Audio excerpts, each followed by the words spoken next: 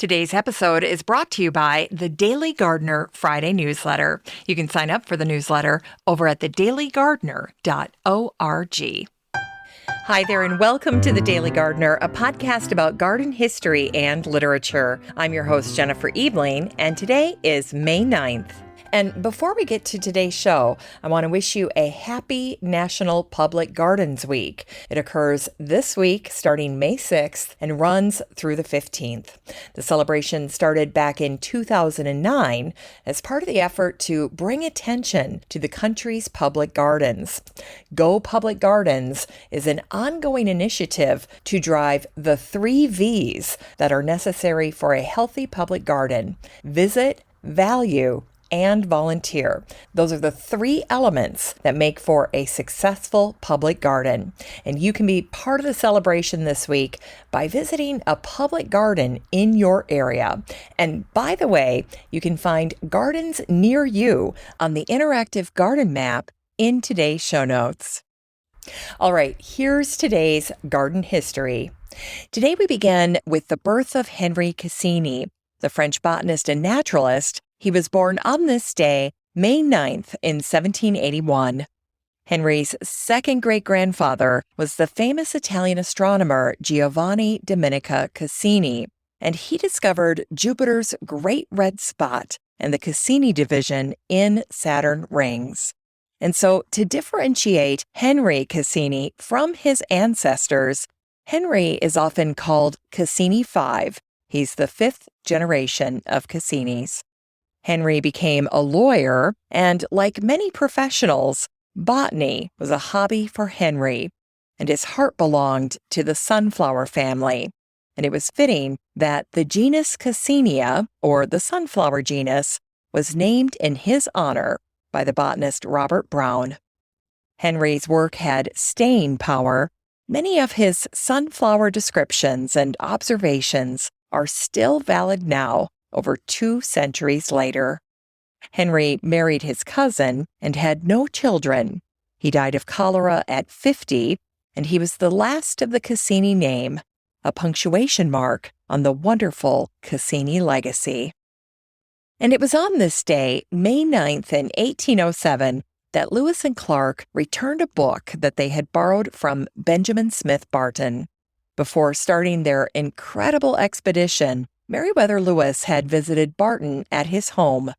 Meriwether left with a copy of The History of Louisiana by Antoine LePage. Meriwether memorialized the gesture in the flyleaf of the book. He wrote, "Dr. Benjamin Smith Barton was so obliging as to lend me this copy of Monsieur LePage's History of Louisiana in June of 1803. It has been since conveyed by me to the Pacific Ocean and through the interior of North America, and it's now returned to its proprietor by his friend and obedient servant, Meriwether Lewis, Philadelphia, May 9th, 1807. And today we also celebrate the birthday of the Scottish novelist and playwright James Matthew Barrie, who was born on this day, May 9th, in 1860. James is best remembered as the creator and author of Peter Pan, and he drew inspiration from the real world's Kensington Gardens. In 1912, James commissioned Sir George Frampton to build a statue of Peter Pan in Kensington Gardens, and it's been a favorite of visitors to the park ever since. Well, gardens and flowers were also sources of inspiration for James, and the following are just a few samples of his garden-inspired prose. James wrote, "There is almost nothing that has such a keen sense of fun as a fallen leaf." He also wrote, "The unhappy hook was as impotent as he was damp, and he fell forward like a cut flower." James also wrote, "All children, except one, grow up. They soon know that they will grow up. And the way Wendy knew was this. One day when she was 2 years old, she was playing in a garden, and she plucked another flower and ran with it to her mother. I suppose she must have looked rather delightful, for Mrs. Darling put a hand to her heart and cried, "Ah, why can't you remain like this forever?" This was all that passed between them on the subject, but henceforth Wendy knew that she must grow up. You always know after you're two. It's the beginning of the end. And today we also celebrate the birth of Sophie Scholl, the German student and anti-Nazi activist. She was born on this day, May 9th, in 1921. Sophie was part of the White Rose nonviolent Nazi resistance group that was started by her brother Hans. The two were arrested and convicted of high treason after distributing anti-war leaflets at the University of Munich. Sophie was executed by guillotine. Her last words were, "Long live freedom." And in 2021, Sophie was commemorated in Germany on a special sterling silver collector's coin issued on her 100th birthday. It was Sophie Scholl, the leader of the White Rose movement, who said, "Who would have thought it was possible that a tiny little flower could preoccupy a person so completely that there simply wasn't room for any other thought?" It's time to grow that garden library with today's book, Patina Living by Steve Giannetti and Brooke Giannetti. Well, if you're a longtime listener of the show, you know that I recommended Stephen and Brooke's second book, Patina Farm, just a few weeks ago. But this is actually their third book, and it's called Patina Living, and it came out in 2019. And as the publisher says, this is the heartwarming story of how the Giannettis live and entertain in the well-designed and lushly planted gardens of their farm in Ojai, California. So this book is truly dedicated to the gardens there on the property. Now, just to give you the full overview of all the Giannetti books, because I think they're all fantastic, their first book came out in 2011, and that was called Patina Style. Now, that book was all about their interior design. And then the second book, the book that I just profiled a few weeks ago, is called Patina Farm. And that's talking about basically the entire property, inside and out, including the gardens. And now this third book, Patina Living, is all about the gardens. And then, of course, after this one, there's one called Patina Homes. But this book in particular is the one that we're talking about today, and it is Patina Living. And they don't call it Patina Gardens, essentially because there is so much life in these gardens. There are outdoor rooms, there are kitchen gardens, there are animals. There's just so much going on outdoors for the family, and I think that's why they chose to call it Patina Living.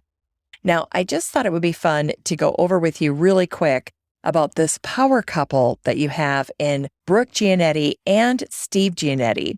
With Brooke, she's a California-based interior designer. She's got her own shop and she's a blogger. And so everything that she's putting together is just so artfully done. She's a natural stylist. And then you have Steve Giannetti. He's an architect and he works on all kinds of projects. And so you've got the two of them together and they work so well together. Now, in the introduction to Patina Living, today's book recommendation, Brooke and Steve share this incredibly heart-wrenching story of the time that they actually had to leave Patina Farm.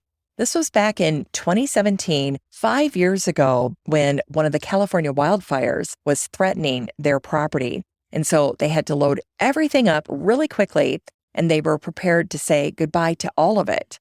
And so here is this little excerpt from what Brooke wrote. She said, "As we hurried through the now mature grounds of Patina Farm, we were reminded of the time that we installed the new plantings that would become our outdoor rooms. Now, 5 years later, the gardens looked lush and lovely, softened by the pale pink haze of the fire, but they were also quiet and lifeless. Our donkeys, Buttercup, Daisy, Blossom, and Huckleberry were not grazing in the lower fields or sleeping under the pepper trees as they normally did. the protected garden and the animal barn next to my office, where our miniature pygmy goat sisters, Thelma and Louise, and their best friend Dot, and our sheep, Linen, Paisley, and Cashmere, normally lounged and played, were silent and deserted. And as we headed to our packed cars, Steve asked me if there was anything else I wanted to take with us. I looked around the house that we had spent years designing, and I realized that all I really needed to take, the soul of our house, was already securely resting in our cars. Isn't that touching?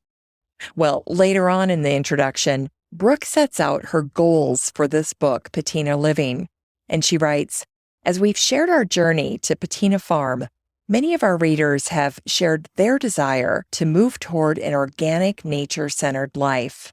Now, some of you just want to add more gardens to your property or to figure out how to have a few chickens in your side yard, while others dream of creating your version of Patina Farm with farm animals and a potager to grow your own food. And so we are writing this book for all of you to share why we decided to embrace this lifestyle and what we've learned along the way. And we'll also introduce you to the wonderful people in our life that have helped us navigate the winding road of farm life.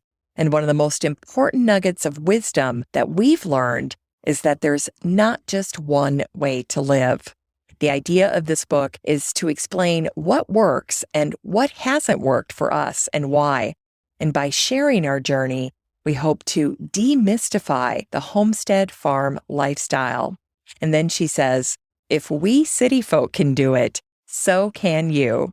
So great testimonial there. And for me, what I love about Brooke and Steve and what they've done here is how authentic they are and how creative they are, because they approach everything from, I will just say, the Giannetti angle on design and also functionality.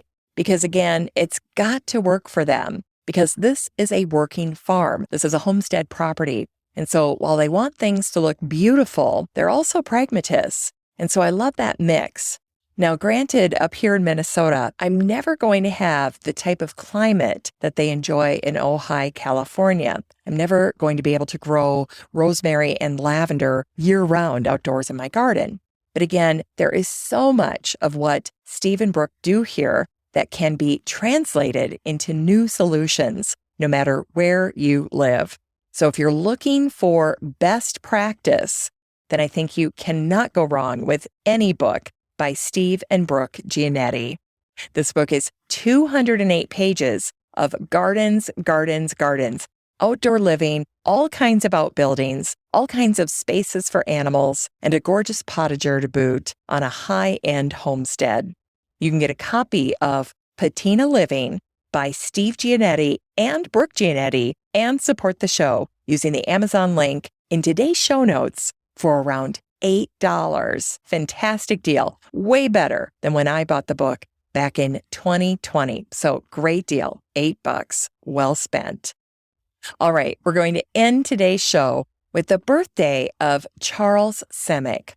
He's a Serbian-American poet and former co-poetry editor of the Paris Review, and he was born on this day, May 9th, in 1938. Charles taught English and creative writing for over 3 decades at the University of New Hampshire.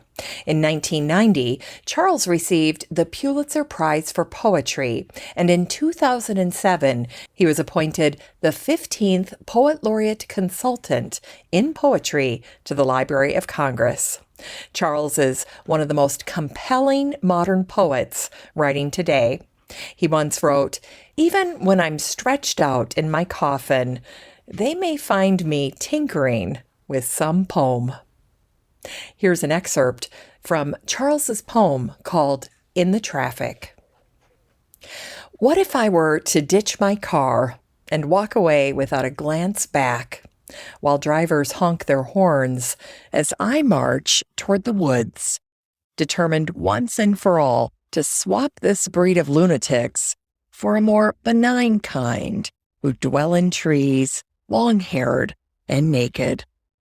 I'll let the sun be my guide, as I roam the countryside, stopping to chat with a flower or a butterfly, subsisting on edible plants I find, glad to share my meal with deer, or find a bear licking my face as I wake up, asking, "Where am I?" Stuck in traffic, mister. And here's Charles Simick's very brief poem called Watermelons. Green Buddhas on the fruit stand. We eat the smile and spit out the teeth. Well, that's it for today's show. Thanks for listening to The Daily Gardener. And just a reminder that you have a standing invitation to join the free Facebook group for listeners of the show.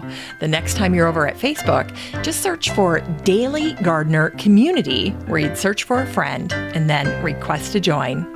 And if you'd like more of The Daily Gardener, you can subscribe to the newsletter over at thedailygardener.org. And don't forget that you can also show your support for the show by using the Buy Me a Coffee link over at the website or in today's show notes. This is Jennifer Ebling. Thanks for listening to The Daily Gardener.